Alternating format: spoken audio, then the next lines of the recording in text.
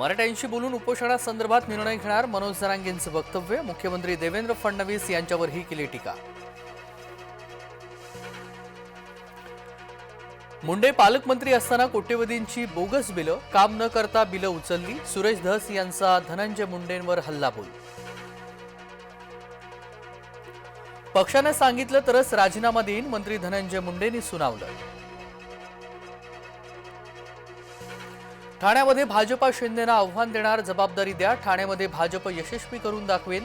गणेश नाईक यांच्या वक्तव्यानं चर्चांना उधाण.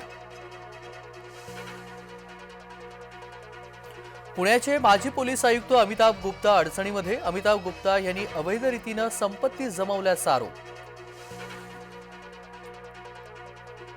बुरका घालून परीक्षा देणाऱ्यांना रोका. बुरक्या आडून कॉपी करण्याचे प्रकार. मंत्री नितेश राणे यांची मागणी.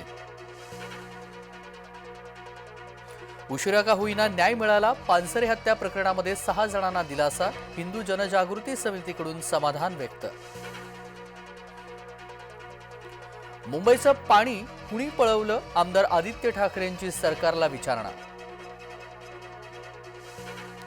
महाकुंभच्या चेंगराचेंगरीमध्ये 35 ते 40 भाविकांच्या मृत्यूची शक्यता. 70हून अधिक गंभीर जखमी.